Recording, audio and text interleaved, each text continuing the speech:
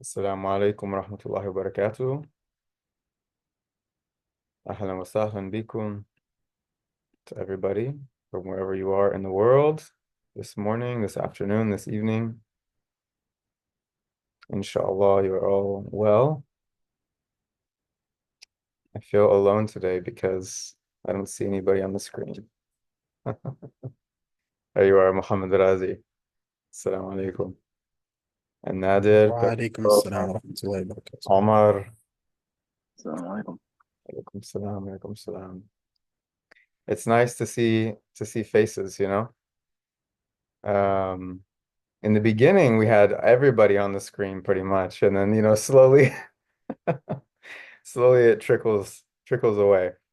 But alhamdulillah, we have a lot of people here, and our friends are here listening. So, and the people that will see this afterward, I just wanted to share about the event that's going to be taking place next Saturday at 9, excuse me, 9 a.m. Pacific time with Ustada Randa Hamwi.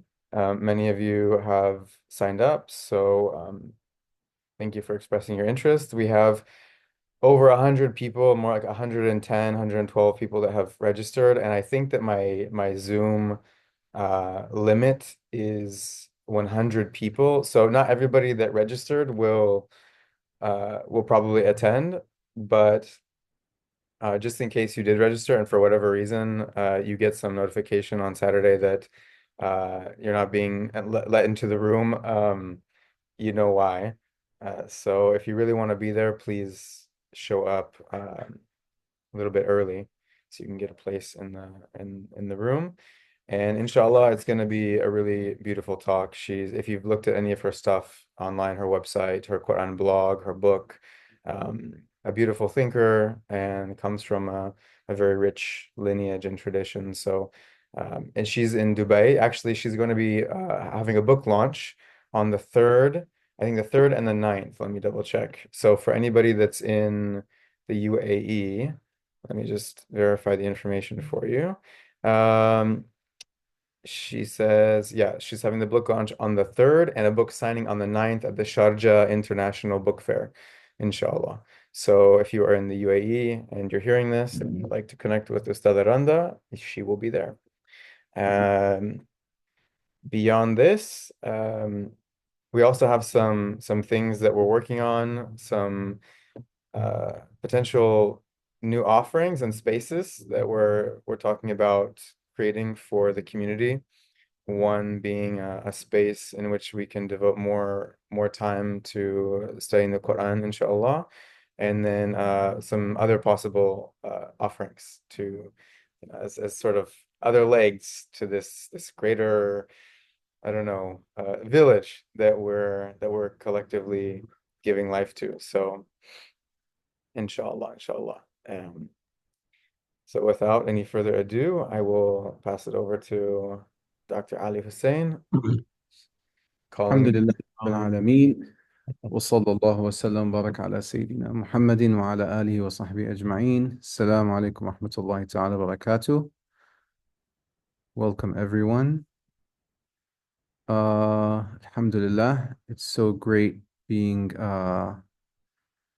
back in the program with everyone, to have this opportunity to connect with you once a week. And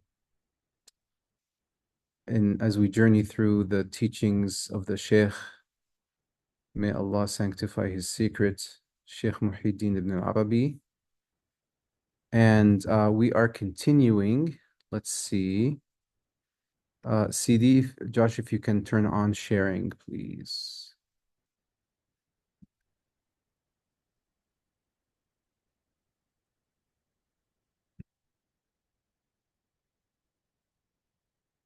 Okay, Bismillah, let's see.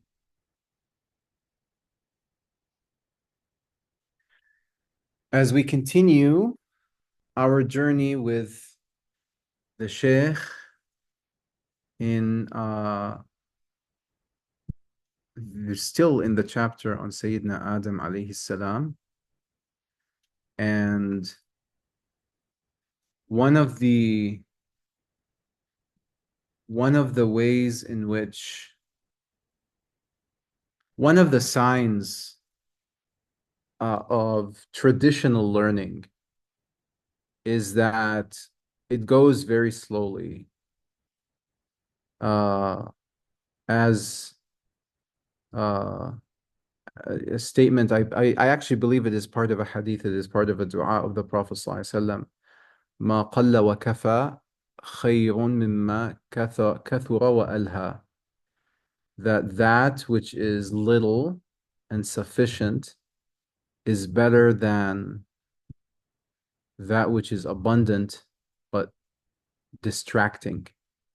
And so this is in traditional metaphysics, all principles of education or teaching are rooted in our metaphysics. And so from a single divine command, kun, be the entire abundance of creation emanated.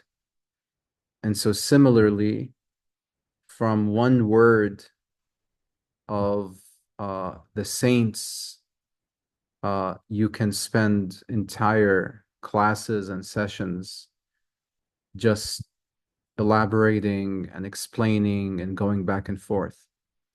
There is different ways to do this. Certainly you can do an entire chapter of the Fusus in one session. But, the point is not to finish the book. The point is to, like mastering any craft, it goes by very, very slowly.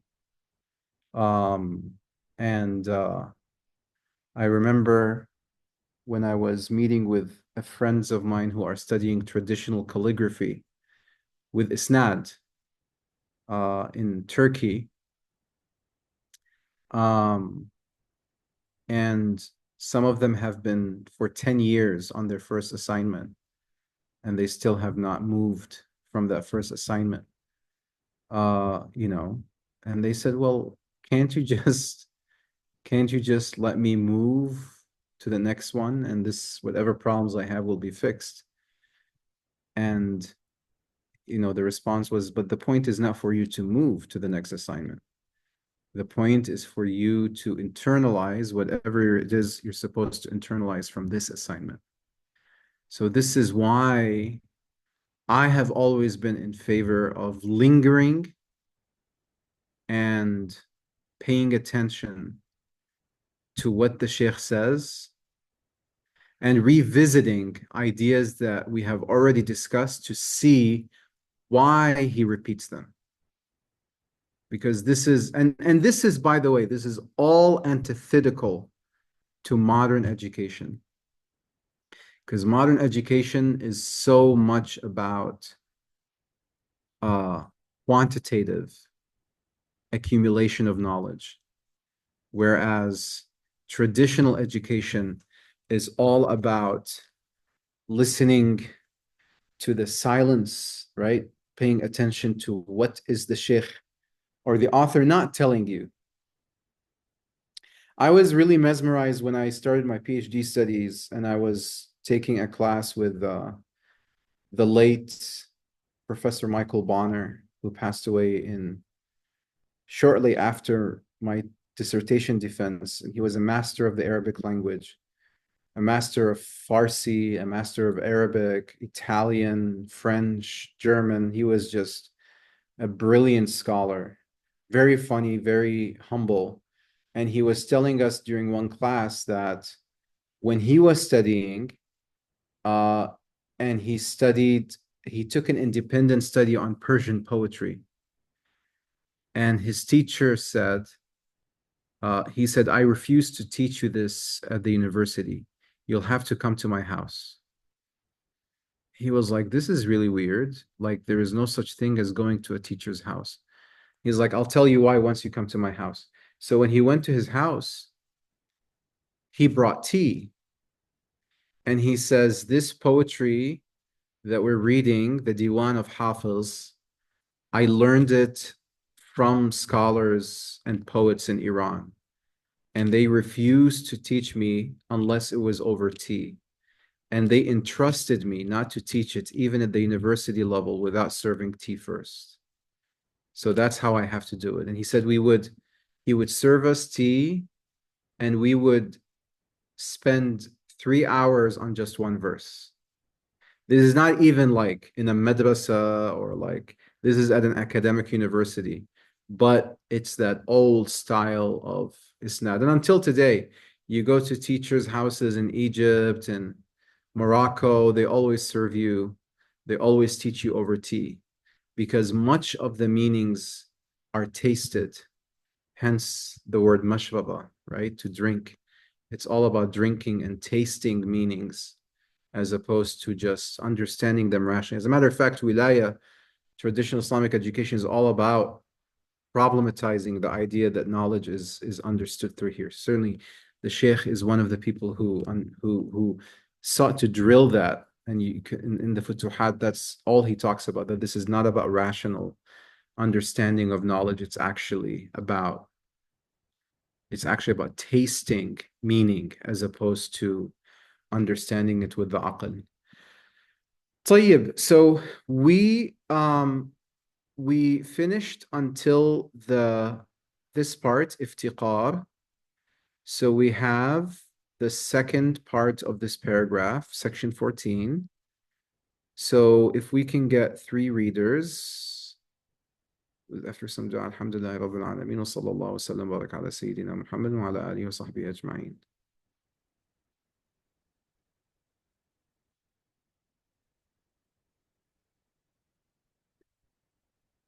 Muhammad? Shall I go ahead and read? Yes, Bismillah, ولا بد. بسم الله الرحمن الرحيم. ولا بد أن يكون المستند إليه واجب الوجود لذاته غنيا في وجوده بنفسه غير مفتقر، وهو الذي أعطى الوجود بذاته لهذا الحادث فانتسب إليه، ولما اقتضاه لذاته كان واجبا به، ولما كان استناده إلى من ظهر عنه لذاته اقتضى أن يكون على صورته فيما ينسب إليه من كل شيء من اسم وصفة من عدد الوجوب الذاتية، فإن ذلك لا يصح في الحادث وإن كان واجب الوجود، ولكن وجوده بغيره لا بنفسه.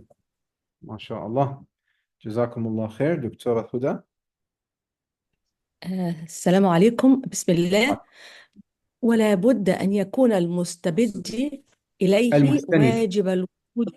المستند. ولا بد أن يكون المستند إليه واجب الوجود لذاته غنيا في وجوده بنفسه غير مفتقر، وهو الذي أعطى الوجود بذاته لهذا الحادث فانتسب إليه، ولما اقتضاه لذاته كان واجبا به، ولما كان استناده إلى من ظهر عنه لذاته اقتضى أن يكون على صورته فيما ينسب إليه من كل شيء من اسم وصفة ما عدا الوجوب الذاتي، فإن ذلك لا يصح في الحادث وإن كان واجب الوجود، ولكن وجوبه بغيره لا بنفسه.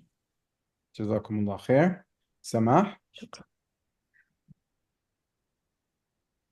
ولا بد أن يكون المستند إليه واجب الوجود لذاته غنيا في وجوده بنفسه غير مفتقر، وهو الذي أعطى الوجود بذاته لهذا الحادث فانتسب إليه، ولما اقتضاه لذاته كان واجبا به، ولما كان استناده إلى من ظهر عنه لذاته اقتضى أن يكون على صورته فيما ينسب إليه من كل شيء من اسم وصفة ما عدا الوجوب الذاتي، فإن ذلك لا يصح في الحادث وإن كان واجب الوجود، ولكن وجوبه بغيره لا بنفسه. الحمد لله رب العالمين، وصلى الله وسلم وبارك على سيدنا محمد وعلى آله وصحبه أجمعين. جزاكم الله خير. The Sheikh here is continuing with what he spoke about before, and he's driving home the point.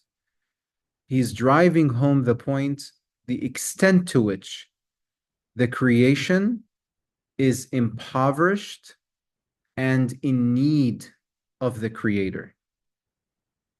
Right? So remember that what he said before is he said, فهو مرتبط به ارتباط افتقار.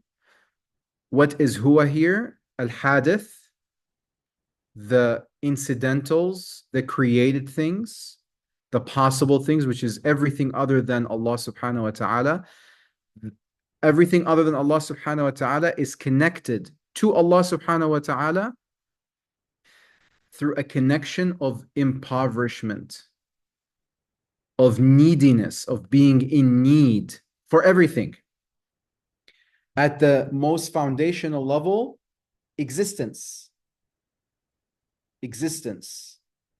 much less anything else. So if you are in need of your very existence, if you are in need of Allah subhanahu wa ta'ala for your very existence, imagine how much in need you are of Him for everything else.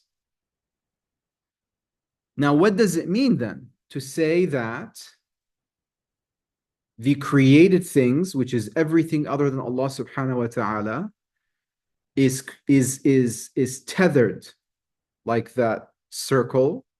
If you remember the center of the circle, every point on the circle, the circumference, has a connection to the center of the circle. What does that tell us about the center of the circle? What it tells us is that al-mustanidu ilayhi, that to which everything is tethered, who is Allah. But here the Shaykh is using philosophical language in order to de-philosophize it and mystify it by using the terms iftiqar, that there are experiential things, experiential taste that comes into being once you take into consideration the idea of iftiqar. Right? So this al-mustanad ilayhi, that to which everything is tethered, which you can think of in terms of the analogy of the circle, the center of the circle. It has to be, and by the way, there is multiple ways of reading this. He's either saying that to which everything leans upon, or that upon whom everything else leans, al-mustanad ilayhi, or everything is returned to. That thing has to be wajib al-wujud, has to be a necessary existent in its own essence, and it has to be sufficient, self-sufficient in its existence, not in need, غير مفتقر, not in need of another, not impoverished. Or another way of reading this sentence is that to which everything returns or is attributed to, al-mustanad ilayhi, which is, who is also a necessary existence, that necessary existence to which everything is attributed to has to be self-sufficient. The idea basically is, Ibn Arabi is saying that once you understand that everything other than Allah subhanahu wa ta'ala is in need for their very existence to Allah subhanahu wa ta'ala, not only at the beginning of creation, at every moment, and moment here is the smallest unit of time. That means then the necessary existent, the center of the circle, Allah subhanahu wa ta'ala, the absolutely necessary existent, has to be sufficient in his existence. Right? By himself. He doesn't need anybody else. And he's not impoverished nor in need of anybody else. Everything here, Ibn Arabi is talking from the perspective of tanzih, of transcendence.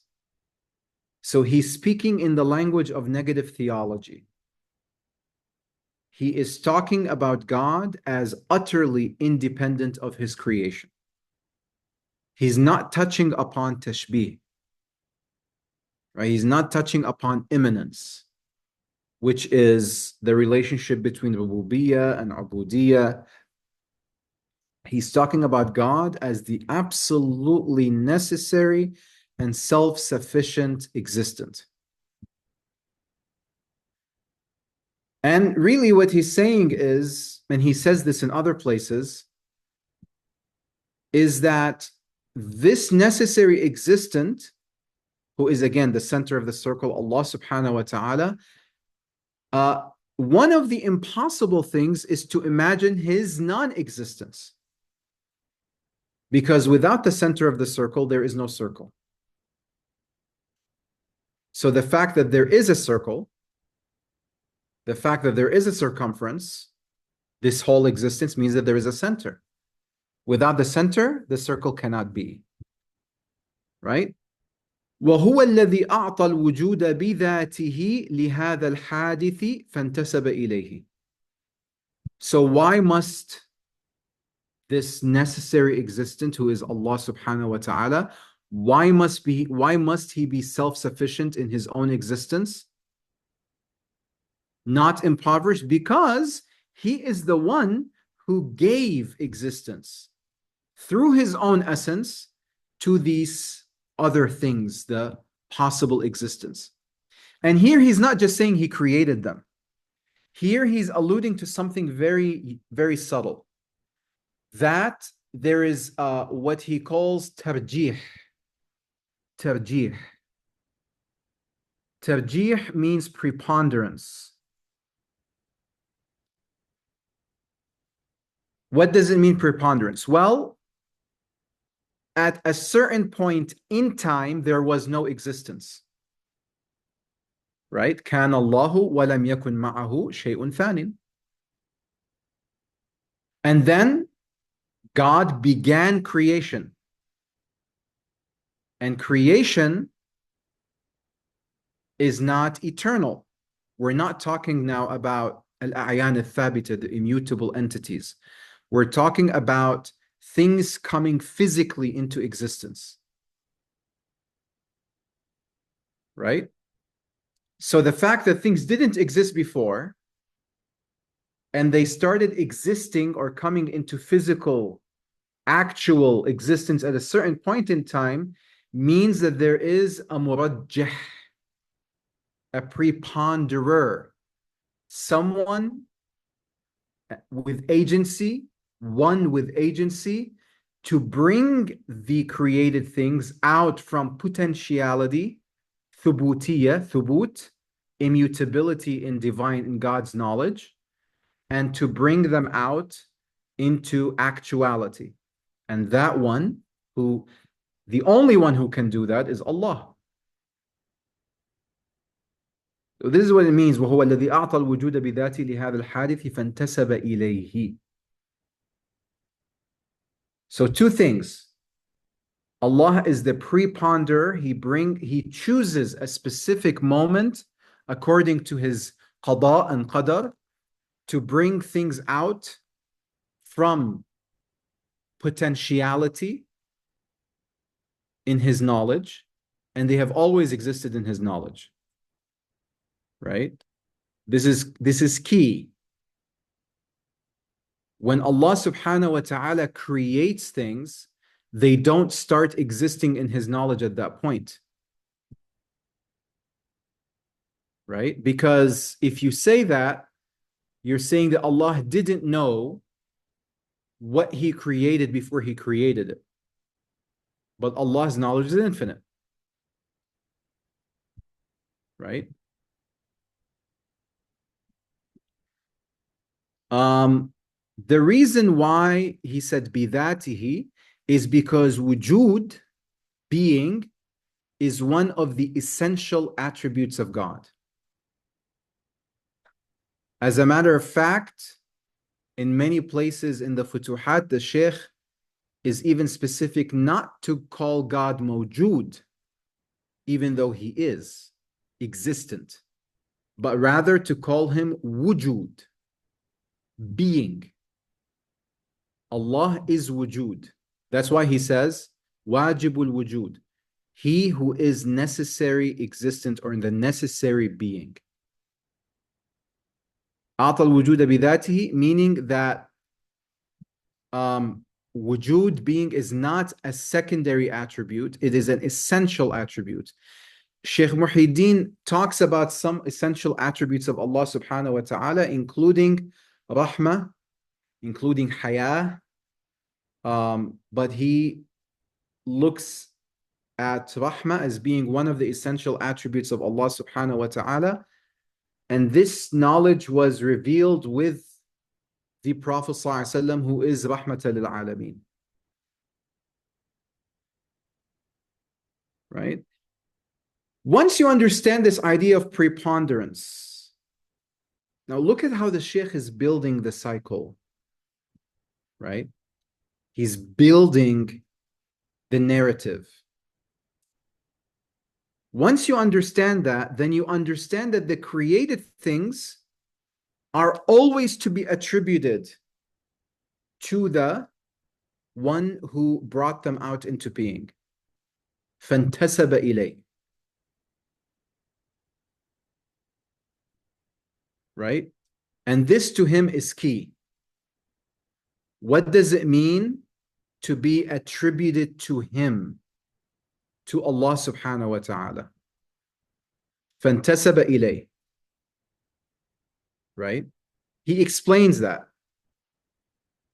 He says, well, وَلَمَّا اقْتَضَاهُ لِذَاتِهِ كَانَ وَاجِبًا بِهِ. Right? Since and اقتضاه لذاته can be read in two ways, by the way. Either God decreed the human being for his own essence, or the created being needed the God in order to exist in its own essence. So the ha al-damir here, the ha in iqtadahu, can be read in two different ways. Either way, the human being, if we were to say, like, what does it mean wajiban? We know that the human being is not wajib. The human being is not a necessary existent. But what does it mean wajiban bihi? It means that the existence of the human, if a human being or if a created thing does come into existence, then it must have necessarily come into existence through what? Wajib al-wujud. Through God. Nothing can come into existence if the murajjih, if the preponder, the center of the circle, which basically, again, to use the analogy of the circle, if there is a point on the circumference, of the circle, it must return back. There must be a way of tethering it back to what? To the center of the circle. Kana wajiban bihi. You cannot, can you imagine a circle where all the points on the circle have a connection to the center, but there is one point on the circumference that doesn't? No, it cannot be. Every point on the circumference has to be attributable to the center of the circle. Now, on a little tangent, this is exactly why the philosophical language here, which can be somewhat heavy, this is exactly why I am a firm believer in the language of creativity. Because everything that's being said here is such a part of the creative process, right? That the human creative process, one of the deepest lessons when a human being looks at a book they have written, or a painting they have made, or a piece of music that they have composed, or a film they have directed, or a play they have directed and produced, one of the deepest lessons they learn is this whole production, this whole world that I created at a certain point in time didn't exist. It was nothing. There was nothing but silence. There was no inspiration. There was no screenplay. There was no music sheet. There was no color. There was no canvas. The canvas was empty. The pages were white. The pages were blank, right? The stage was empty. And then all of a sudden, a creative inspiration came. And the whole stage was filled with life. And then when the play was over, it was over. Right? Exactly. And this is why Shakespeare insistently returned to the metaphysics of theater in his plays. All the world's a stage. And one man in his lifetime plays many parts. Because once you understand and you internalize the creative process, then it's easy for you to understand your own creativity. Or sorry, it is easy for you to understand how you were created. Because you know that this whole world of the work that comes into being must have come into being through deliberate work. And that allows you to reflect on all of creation. And you understand that there is a great director. We were to use the creative terms, but it's really a creator. And it's a much more intimate creative process. He's not standing backstage ordering you to move. You are his mirrors. You are his reflections, right? The actor and the director and the producer, they're all mirrors of the one. This is why I keep returning to this language, because of the heaviness somewhat of the philosophical language that the Sheikh necessarily has to return to because of the world he lived in, right? And then he says, وَلَمَّا كَانَ اسْتِنَادُهُ إِلَى مَنْ ظَهَرَ عَنْهُ لِذَاتِهِ اقتضى أن يكون على صورته فيما ينسب إليه من كل شيء من اسم وصفة ما عدا الوجوب الذاتي فإن ذلك لا يصح في الحادث وإن كان واجب الوجود ولكن وجوبه بغيره لا بنفسه. So he says again, he continues to elaborate upon the consequences of saying that, to use the language of art now, that the work of art is attributed to the artist. And the created is attributed to the creator. The possible, impoverished, created beings are attributed to the necessary existent. What does that entail? It entails that they, or the created things, appear on according to his form. In the hadith of the Prophet ﷺ, where the Prophet ﷺ says, خَلَقَ اللَّهُ آدَمَ عَلَى صُورَتِهِ. God created Adam according to his form.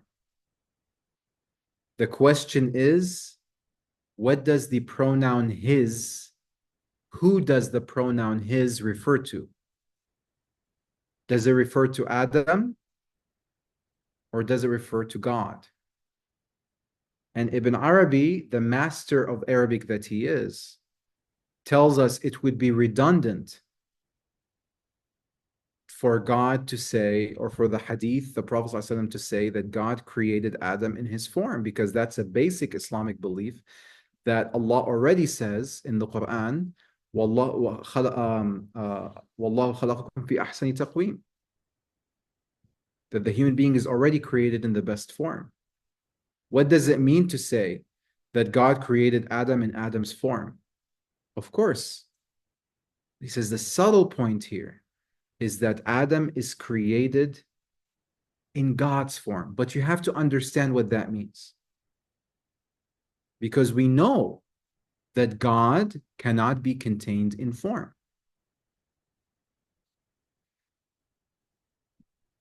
But we should not use our rational understanding in trying to understand that. First of all, what does it mean to be in the form, in God's form? It means to be a mirror of God. And here he explains, فيما ينسب إليه اقتضى أن يكون على صورته, that the created being is according to the form of God. How? فيما ينسب إليه من كل شيء من اسم وصفة. That this to be in God's form actually means in all that is attributed to God, the center of the circle, the necessary being of name and attribute. So what does it mean that the human being is created according to the form or God's form? It means that the human being is a mirror wherein God reflects upon his names and attributes. And this is a very rich analogy for Ibn Arabi, because he tells us, imagine a mirror. When you stand in front of the mirror, you see your reflection. What happens if you step away from the mirror? The reflection disappears.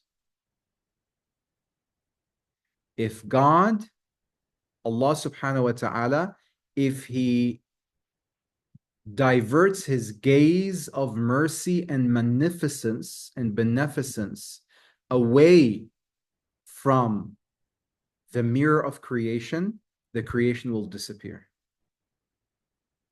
Just as someone who's standing in front of the mirror, when they step away from the mirror disappears. The reflection, disappears. That's number one. Number two, by the way, this is the proof that Ibn Arabi provides in the Futuhat against hulul, transubstantiation,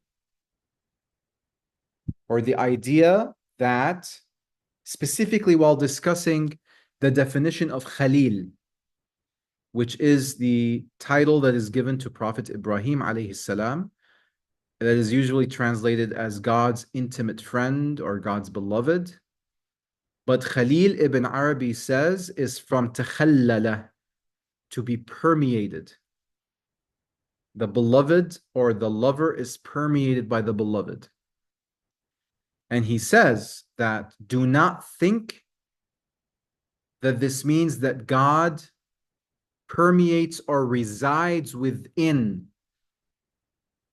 those whom he chooses as his akhillah, as his beloveds. And he gives the parable of the sun and the moon. He says, when the moon is full, what gives the full moon its light? He says, the sun. The sun is shining its light through the moon, and that's how we come to see the moon in its full splendor. He says, only a foolish person would say that the sun has resided inside the moon or the moon has resided inside the sun. Rather, it's the light of the sun, and the sun always symbolizes the divine essence. The light of the sun has shone upon the moon, and then the moon appears. This is why the stages of the moon are one of the signs that are mentioned in the Quran. وَالْقَمَرَ قَدَّرْنَاهُ مَنَازِلَ حَتَّى عَادَ كَالْعُرْجُونِ الْقَدِيمِ. The moon we have decreed it. Why? Because the stations of the moon teach you about the iftiqar, the impoverishment of the created beings to the light of the divine essence. Because there is a whole phase of the moon where it's completely invisible, Where is it? Where it's there. We can't see it. It has disappeared. What does that symbolize? That symbolizes the thubut, the immutability, the existence of all the created things as knowledge, as objects of God's knowledge. But are we physically existent? Are we visible? No. Then when the light of the divine sun shines and we appear, that's when the tarjih comes to be. That's when we come out from our potentiality to our actuality. We are visible. Okay? And the third point that the Sheikh makes about this mirror analogy, which is so powerful, he says, just as your reflection in the mirror is inverted, if you raise your right hand, your mirror reflection raises its left hand, right? And vice versa. Everything that you do, your mirror reflection does the opposite. He says, similarly, we are inverted reflections of God. How so? God's essence never changes. God's essence never changes. His tajalliyat, his outer manifestations, are constantly changing. كل يوم هو في شأن. Right? We are the opposite. Our inner states are constantly changing. Even though our outer form does not change as often, it is almost impossible to tell the difference of aging and changes in our physical appearance day to day. But inwardly, our spiritual states are constantly going through changes. So this analogy of ala suratihi is deep and rich in the full sense of the word. And actually, it's based on a hadith also, where the Prophet ﷺ said, Al-mu'minu mir'atul mu'min, which is often translated as the believer is the mirror of the believer. But Ibn Arabi says that the believer is the mirror of God, because one of the names of God is Al-Mu'min, the one who grants security and safety. What is the secret of safety and security? Is because you are attributed to him in everything, including your very being, including your very existence. He will take care of you. He will take care of you. This is a basic foundation of divine beneficence, of divine bounty. That whoever acknowledges their absolute impoverishment to Allah, Allah will take care of all their affairs. It's not something new, a new realization that you're coming to. You are actually acknowledging your already state of fuqr, of absolute need to the one who to the one whom you even need being to exist. Then Allah subhanahu wa ta'ala, as I believe the hadith or a dua, man افتقر إلى الله في كل شيء كفاه الله كل شيء, or something like that. ما عدا الوجوب الذاتي. You are attributed to God in everything except what? Except necessary existence, because that only فلا يصح فإن ذلك لا يصح في الحادث. That cannot be for the created things. You cannot be necessary existent. Now, he says, although there is an aspect of the created things where they are necessary existence, but what is that aspect? That aspect is, if you exist, if you and me are out and about walking in the world, then we must necessarily exist through someone, through one who has granted us existence, and one who does not need someone else, that being Allah subhanahu wa ta'ala. Similarly, if you hear a piece of music, if you see a painting, if you read a novel, if you watch a movie, if you watch a play, you know there was an artist. You know there was an artist. And this artist had a very intimate relationship with the work. And you look at the magnificence of creation, you realize that there is a grand artist who has a very intimate relationship with his creation, subhanahu wa ta'ala. طيب, let's have 3 readers for section 15.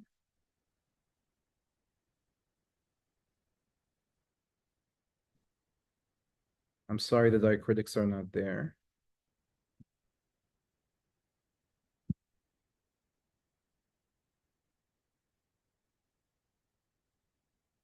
Amira?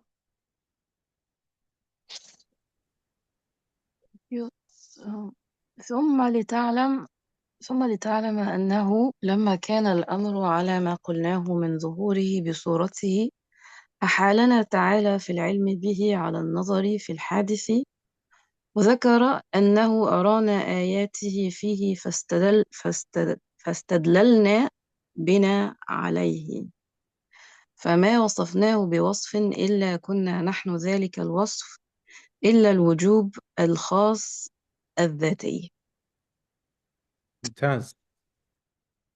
Anybody else?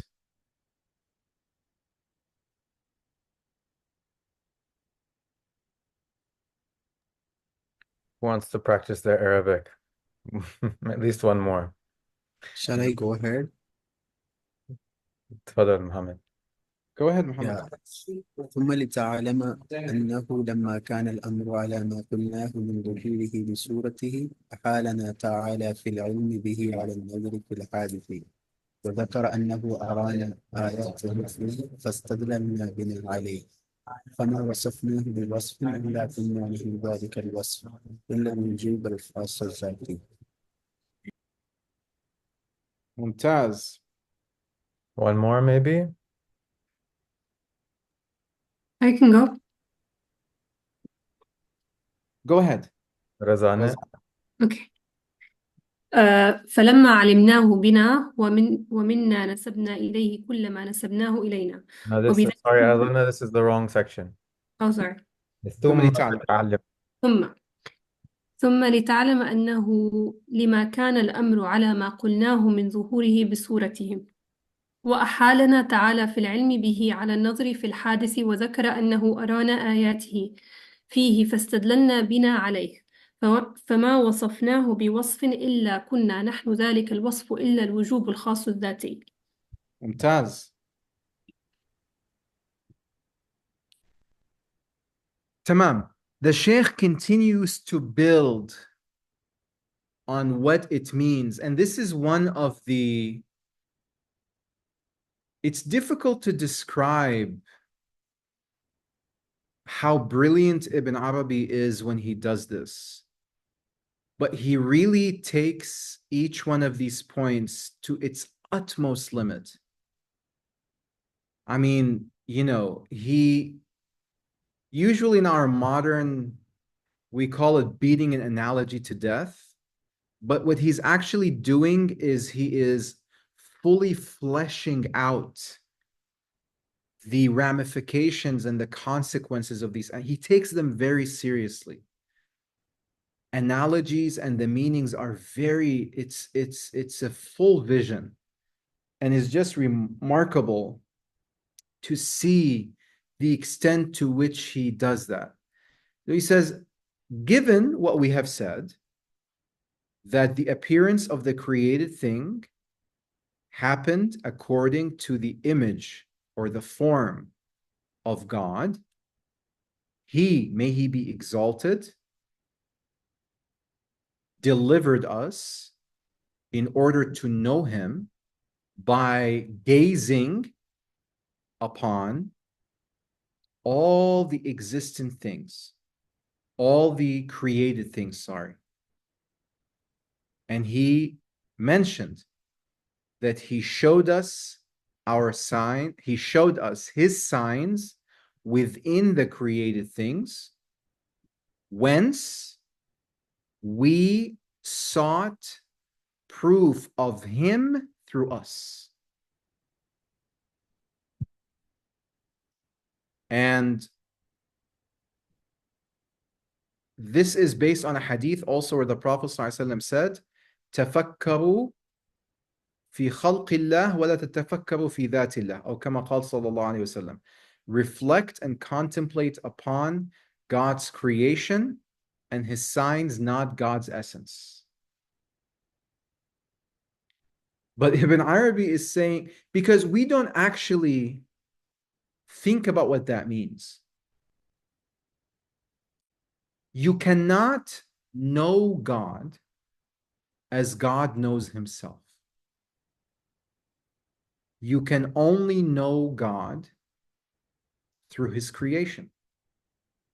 But you are his creation. So you are your own proof for God. There is no other proof. You are your own proof for God. And then he says, فَمَا وَصَفْنَاهُ بِوَصْفٍ إِلَّا كُنَّا نَحْنُ ذَلِكَ الْوَصْفِ. We never describe God with anything except we are that description, except necessary existence.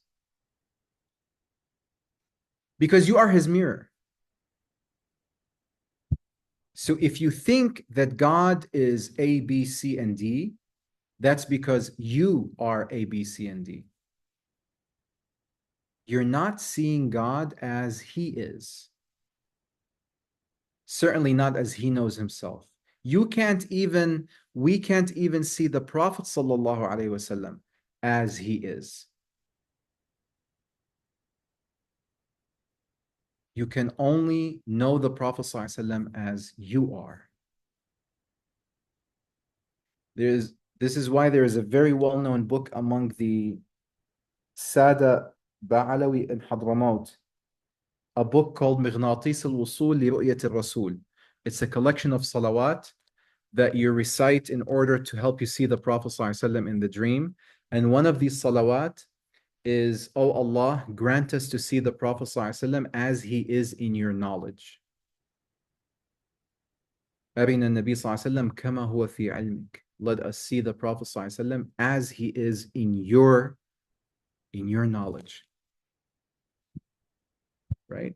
This point, by the way, is so central to Ibn Arabi. If you read the Futuhat, you will see it time and time again. God created us as we are. He takes this point to us Muslims, as I mentioned. In the verse of the Quran, إِنَّمَا قَوْلُنَا لِشَيْءٍ إِذَا أَرَدْنَاهُ أَن نَّقُولَ لَهُ كُن فَيَكُونُ. Ibn Arabi says, pay attention that God says to the thing, be, and then the thing itself comes to be. The verse in the Quran doesn't say he says to something be and then forms it. He doesn't say إنما قولنا لشيء إذا أردناه أن نقول له كن فنكونه. The verse is kun fayakun. Allah simply says kun. And then that creative command breathes life into the thing, and the thing comes to be as it is, which is as it exists in God's knowledge. He deals with you only as you are. So Ibn Arabi says, do not blame anybody but yourself. This is actually, Iblis knows this. Right? Iblis knows this. That's why in the Quran, Iblis on the Day of Judgment, what is his address to the people of hell? whom he was the reason for all of them to enter into hell, what's his excuse? He says, ما أنا بمصرخكم وما أنتم بمصرخي. ما كان لي عليكم من سلطان إلا أن دعوتكم فاستجبتم لي. I had no power over you except that I called you and you responded to me. فلا تلوموني. Do not blame. ولوموا أنفسكم. Blame yourself. He understands. He understands because he also refused and he put himself in that pickle, to use a very generous term, right? Why was Iblis in this pickle? Because he refused to bow down to Adam. Why did he refuse to bow down to Adam? Because he's made from fire, and fire is arrogant. This is who he is. This is who he was. Right? So, أنا عند ظن عبدي بي, as the Hadith Qudsi says, which is so important for Ibn Arabi. Again, I am at my servant's opinion of me. I am at my servant's opinion of me. Whatever you think, whoever you think Allah is, that is who He is for you. Hence, when the Prophet ﷺ was asked, what should a servant's opinion be of God on their deathbed? He said, during life, our opinion of God should be a mixture of khawf and tama', of hope and fear. But on deathbed, hope should overcome fear. Because whatever it is, that last opinion you have of Allah subhanahu wa ta'ala, that is who He is for you. But as Ibn Arabi is showing us, it's not merely just, mental constructions. It is ontological.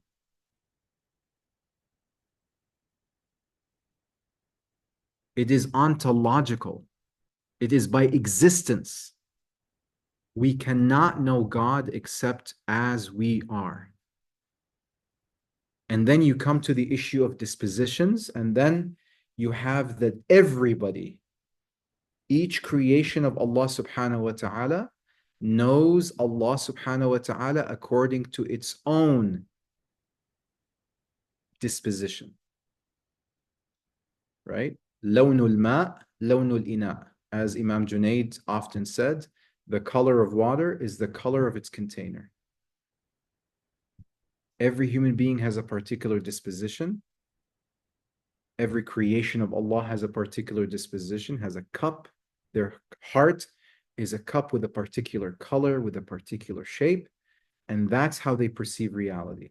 That's how they see Allah subhanahu wa ta'ala. And so when you go through the journey of suluk, of self-purification, all of reality changes for you. All of reality changes. It's not only you who is changing. You're not the only one who's improving. All of the universe is changing. As the Prophet ﷺ said, the seeker of knowledge, the ants at night seek forgiveness for them, as do the fish in the bottom of the ocean.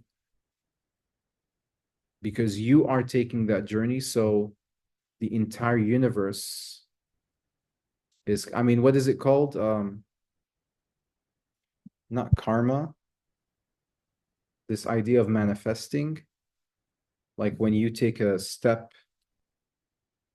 towards something, the entire universe helps you to fulfill that. It is not Inspires you to help you achieve it, kind of thing. Say that again?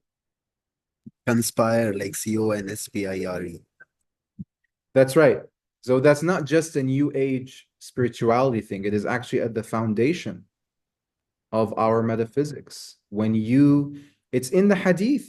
And if he takes one step towards me, I will take 10 steps. Law of attraction, that's the one, right? If I take one step towards them, towards me, I will take 10 steps towards him. If he comes to me walking, I will come to him running. But he's not talking about himself independently of his creation. He's saying all of creation will come running towards you. If Allah loves a servant, he will call Jibreel, or Jibreel, I love so-and-so, love him. Jibreel will call the people of heavens, Allah loves so-and-so, love him, and then acceptance will be put for them upon the earth.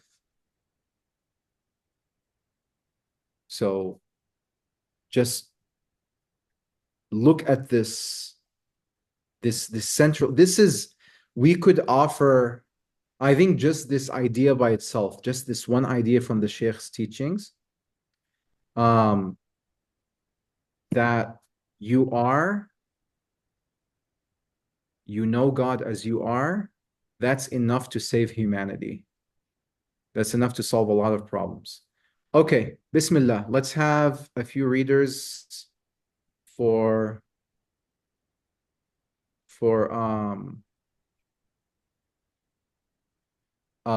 the next paragraph.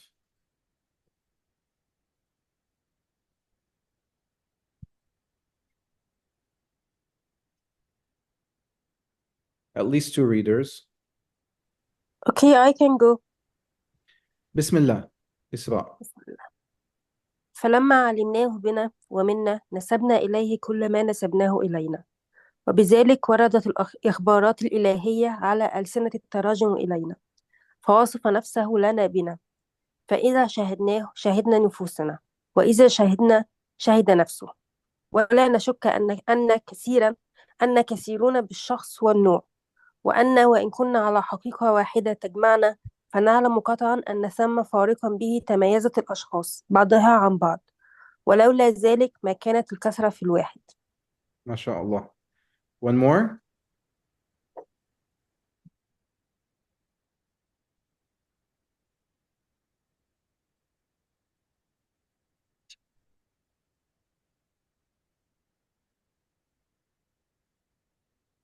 عبد الحميد. فلما علمناه بنا ومن نسبنا إليه كل من نسبناه إلينا بذلك وردت الإخبارات الإلهية على ألسنة التراجم إلينا فوصف نفسه لنا بنا فنشهدناه شهدنا نفوسنا ونشهدنا شهادة نفسه ولا نشك أن كثير بالشخص والنوع وإن كنا على حقيقة واحدة تجمعنا نعلم قطعا أن ثم به تميزت الأشخاص بعضها عن بعض ولولا ذلك ما كانت الكثرة في الواحد. ما شاء الله. Jazakumullah khair. Again, he says, فَلَمَّا عَلِمْنَاهُ بِنَا وَمِنَّا. Once you come to realize that and notice the beauty of him talking on behalf of all of humanity. That you can't just know Allah by yourself. We're all in this together. Right? This is like إِيَّاكَ نَعْبُدُ وَإِيَّاكَ نَسْتَعِينُ. This is a communal human project. When we came to know him through us and from us, we attributed to him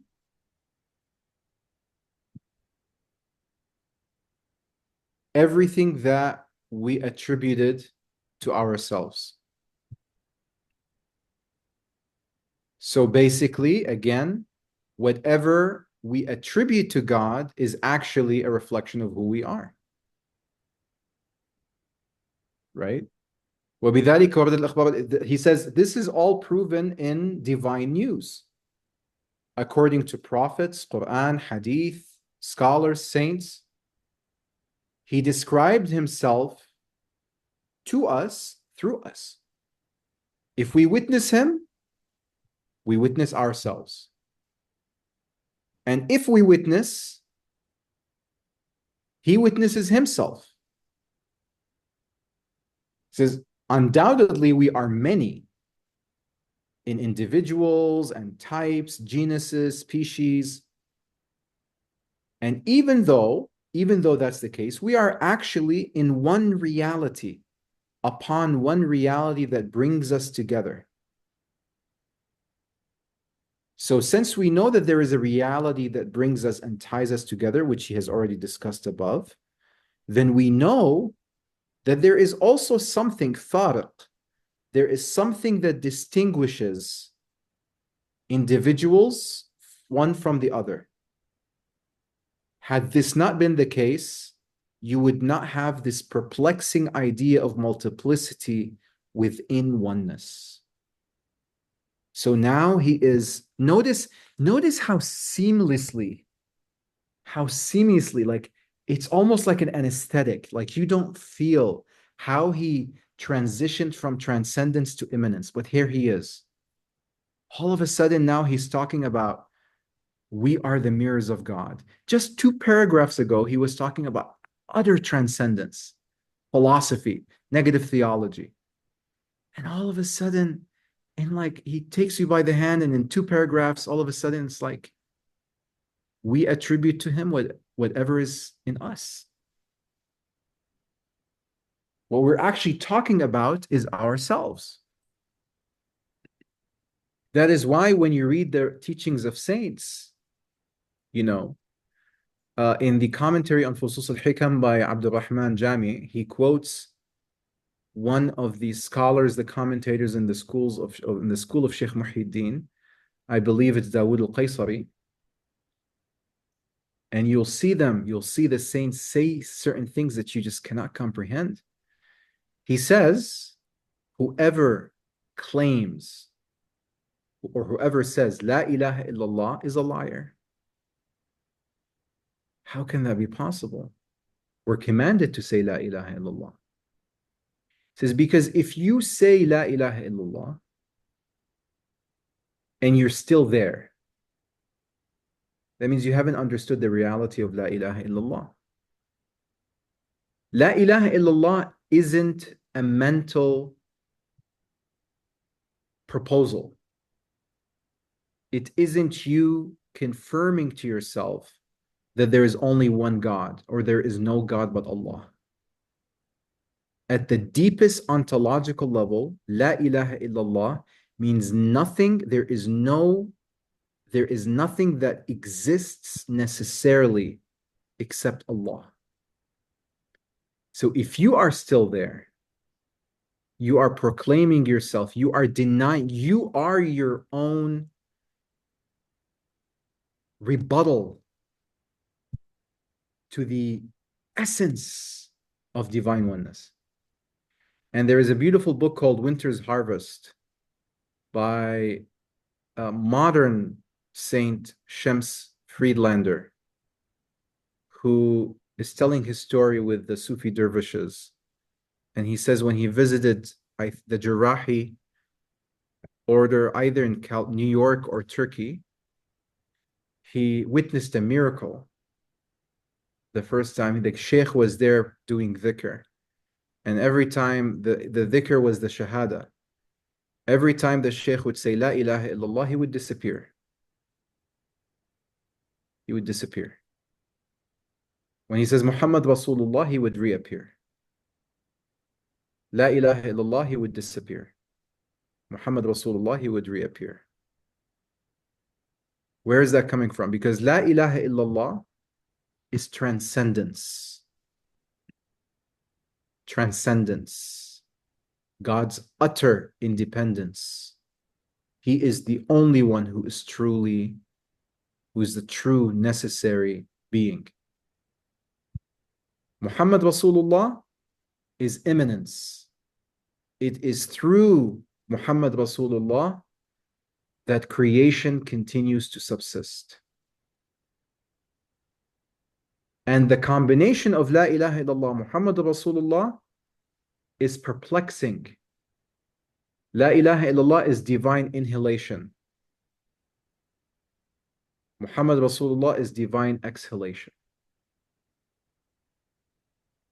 And the contending movements of divine inhalation and exhalation is what is described amongst the Sufis as intoxication. Sukur. intoxication. So according to Sufi saints, people get physically intoxicated because they are thirsty for spiritual intoxication. The reason why people take intoxicants, whether alcohol, drugs, any kind of intoxicants, is because they want to experience the perplexity at the heart of our existence, between divine inhalation, divine exhalation, regardless of what they believe, why they're doing what they're doing.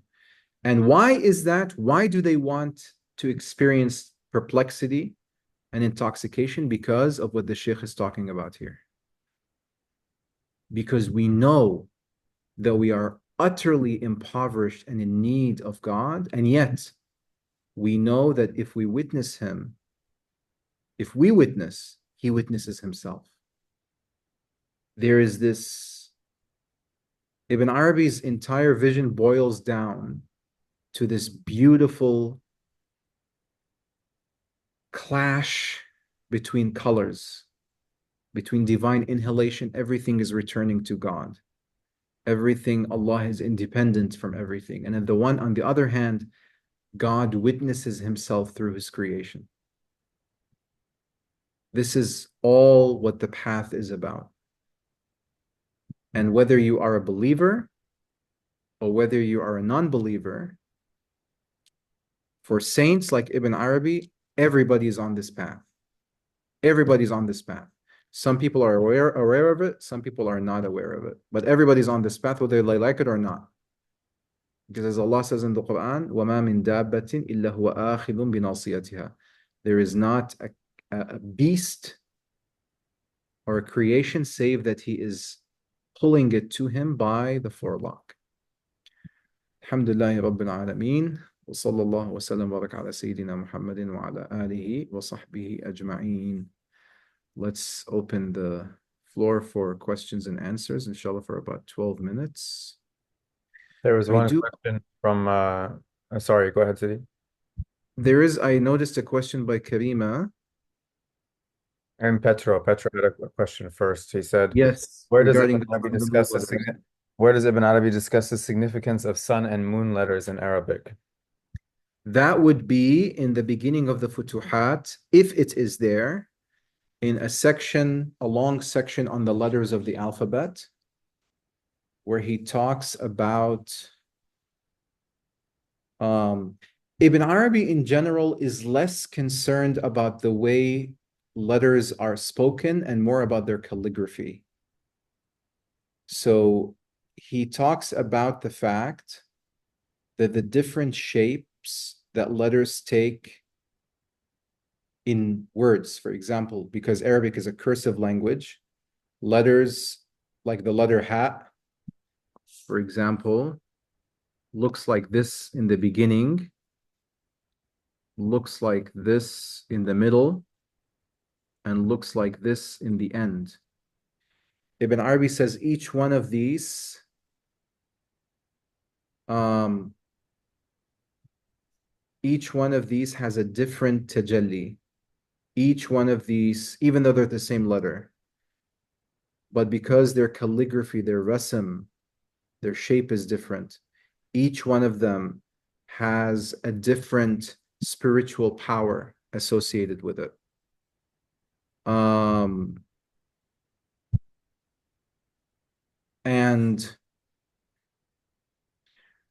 it's interesting, now that Zanira mentioned that the sun represents God and the sun is feminine in Arabic, there is a level of approaching God through the divine feminine. And the divine feminine is a principle of ruse, of divine makr, but not in terms of the regular type of like punishment or punishment for sinners, but the kind of inevitable fire of love that lovers fall into when they approach Allah subhanahu wa ta'ala. This is exactly why so many Sufi poets utilized pre-Islamic poetry and the search for the beloved, like Qais and Layla. One of the poets of the Prophet ﷺ actually used the pre-Islamic figure of Su'ad, Banat Su'ad, wa Bana Diya'uha, in order to talk about the beauty of the Prophet ﷺ and the beauty of Allah. The Prophet ﷺ himself was described by the Sahaba that he was more bashful than a virgin on her wedding night, which is a very incredible description. But there is this, for example, Ibn Arabi himself, in his famous poem, لقد صار قلبي قابلا كل صورة فمرعا لغزلان. At the bottom he says لنا أسوة في بشر هند وأختها وقيس وليلى ثم مي وغيلان. We have a good example. We have a good example in who? In these pre-Islamic poets. قيس وليلى ثم مي أو بشر هند وأختها. Bishr, Hind, and her sister. ثم مي وغيلان, and May and Ghaylan. So this imagery of the always difficult to reach the divine feminine is very much a stage of seeking the beloved. How did the designation of sun, moon, letters come to be historically? Historically, it came as a result of the Quran spreading to areas where the people were non-native Arabic speakers. And there needed to be a canonization of Arabic grammar in order to help people who were non-native Arabic speakers to learn how to recite the Quran well. Because for the Arabs in the Arabian Peninsula, they never needed these rules because it was just part of their everyday language. And then it actually happened during the time of the fourth Caliph Ali ibn Abi Talib, who was a master of the Arabic language himself. He is the one who asked to not only the sun and moon letters, but also to write down the grammar rules of nominal sentence, verbal sentence. Of course, it developed from there, but it did develop from the Quran. And the idea of sun and moon letters, of not pronouncing the lam in the definite article versus pronouncing the lam in the definite article, like ash-shams versus al-qamar, definitely has spiritual significance, because if you know that ash-shams again represents the divine essence, and the moon represents the manifestation, the mirror, then that kind of tells you why the lam is not pronounced in the sun, in the case of the sun, and why it's pronounced in the moon, al-qamar. Sidi, I do have to go right around 10:30 today, so I just wanted to Sure. Karima's question is an important one. I also was curious to follow up on that from last week. Last week we spoke about relating to different layers of our creation during prayer, minerals, plants. Is there still a note of that? Which parts relate to which? And I just want to see her other question, just really quickly, to see if I can actually answer it both at the same time. Just like how great, the fear, should it be fear from you wanting him to be pleased with you, or by his greatness that too much to comprehend? The fear should be of losing his love, if there is a fear. But even that, it's a fear that is mixed with hope. It's definitely shouldn't be a fear of not getting one's palace in paradise, but it's a fear of losing his love. And okay, so regarding the let's see. So the positions of the prayer, together, cumulatively, they represent the khilafa, the vicegerency of the human being. The positions of prayer are four: qiyam, standing; ruku', bowing; sujud, prostration; and julus, sitting down. Qiyam represents the human kingdom because qayyumiyya, self-standing, is the station of the human being as the one who is charged actually with iqamat as-salah, with establishing the prayer, and qayyumiyya, meaning self-standing, to be a kind of caretaker over all of God's creation. So the standing position represents the human beings. The bowing position represents the animal kingdom. Now, what we said is that there are multiple layers to what it means that in our human prayer, we are taking these four positions. On one level, it means we are acknowledging our khilafah over all the kingdoms on earth: human, animal, plant, and mineral. That's one. Number two, we are acknowledging that we are not in domination of over these kingdoms, but we are actually in need of them, that they are a source of knowledge for us, that we need to take care of them in order to reach God. Okay, so with, for example, bowing, how does the human being need animals to reach God?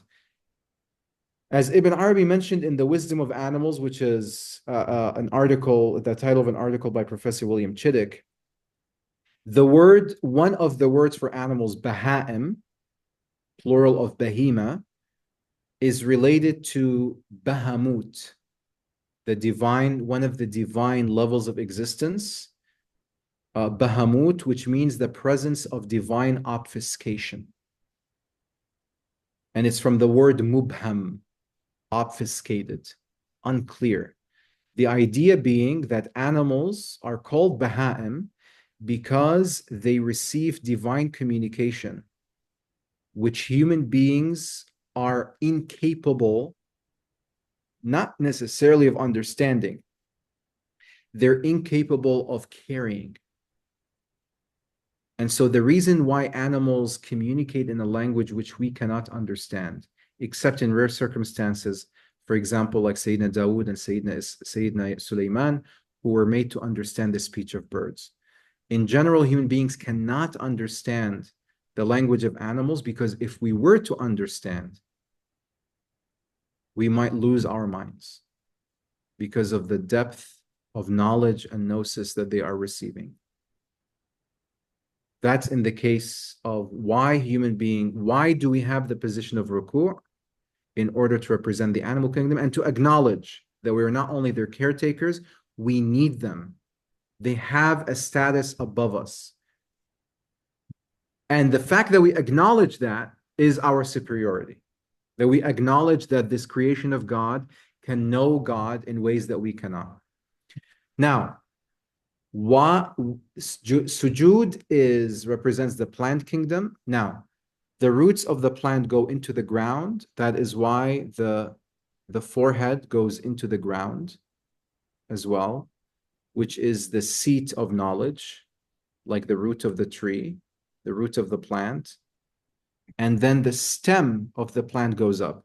The connection here being that Allah subhanahu wa ta'ala at first describes human beings as plants. Wallahu anbatakum min al-ardi nabata. Allah made you to grow from earth as plants. Describing our Lady Maryam alayhi salam, Allah subhanahu wa ta'ala says, وَأَنْبَتَهَا نَبَاتًا حَسَنًا. Allah made her to grow like a good plant.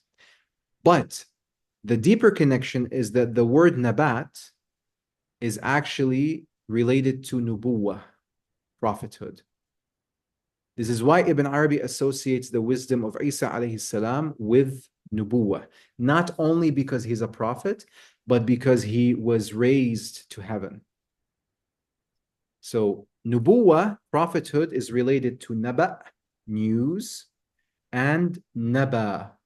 Naba yanbu means to elevate. So just as we prostrate on the plant's roots go into the ground and the stem rises, we also ascend. And here, first of all, prayer was prescribed during what? During Mi'raj, right? During the ascension journey. And the Prophet ﷺ said, the servant is nearest to his Lord during prostration. So that means, and he also said that the entire earth has been ordained as a masjid, meaning a site of prostration. That's why they say that prayer is the ascension of the believer. So plants represent Mi'raj. That is why they're associated with sujood, because sujood in this proverbial journey of Mi'raj, which is salah, the stage of sujood represents entering the divine presence, which is the highest level of Mi'raj. Then you have julus, which represents the mineral kingdom. If sujood is Mi'raj, ascension, julus is the return journey, which you acknowledge your place, you acknowledge the presence of all of creation. That's why you say, Assalamu alayna, peace be upon us, because now you're returning from the divine presence, or fana and baqa, annihilation and subsistence. But the unique thing about julus is that rocks and pebbles were the one kingdom amongst the four kingdoms that acknowledge the prophethood of the Prophet ﷺ before he even received the revelation in 610. He says, there are rocks in one alley in Mecca, they used to give me salam before I even received revelation. And it's not a coincidence that the Mahall al-Julus, the place where we sit, represents the mineral kingdom, because as that's also the position where we do what? We give salam. So we are actually, it's not that the pebbles are honored by us. We are honored by imitating the pebbles and the rocks, because we are doing what they did, which is to give salams to the Prophet sallallahu alaihi wasallam. Assalamu alayka. You're actually sitting like a rock, and you're saying Assalamu alayka ayyuhan nabi wa rahmatullahi ta'ala wa barakatuh, just like those rocks and those pebbles greeted him sallallahu alaihi wasallam before he received revelation. And the position of the mineral kingdom, the spiritual station, that spiritual station is to not move until you are moved. Rocks do not move until they are moved. So altogether, salah is really a testimony to how we are vicegerents of Allah subhanahu wa ta'ala on earth. We are not in domination of earth, we are caretakers, and we need these four kingdoms to reach God. This is a subtle point, to have not to the superiority of the human being as a creation of Allah subhanahu wa ta'ala is in our fragility and in our acknowledgement that we don't have everything that we need to know Allah subhanahu wa ta'ala, that other creation of Allah subhanahu wa ta'ala can have knowledge of him that we don't have. This is what makes the human beings actually superior as a creation of Allah subhanahu wa ta'ala. Thank you very much. Bismillah. I think that's all. We'll stop here, inshallah. Thank you so much, everyone. And if you haven't gotten a chance to see Karima's performance of Al-Hallaj's Ma Lahu Shattu, you are incredibly missing out. It is It is, my God, ما له شط. That's all I can say. There is no shore. It is really remarkable. Please do keep doing this, because it is, you have a gift, mashallah, of being able to render this incredible heritage and these poetry, these works, these breaths, with such presence and such feeling. It is really remarkable. And perhaps the next one you can work on the Khamriya of Ibn al-Farid, especially the first verses. شربنا على ذكر الحبيب مدامة سكرنا بها من قبل أن يخلق الكرم. We drank upon the mention of the beloved a wine through which we became intoxicated before the grapevine was created. And it's just a small anecdote, not anecdote, actually, it's true story. Ibn Arabi met Ibn al-Farid and asked him to write a commentary on the Khamriya. And Ibn al-Farid told him, your Futuhat is the commentary. So there is a lot there to be said.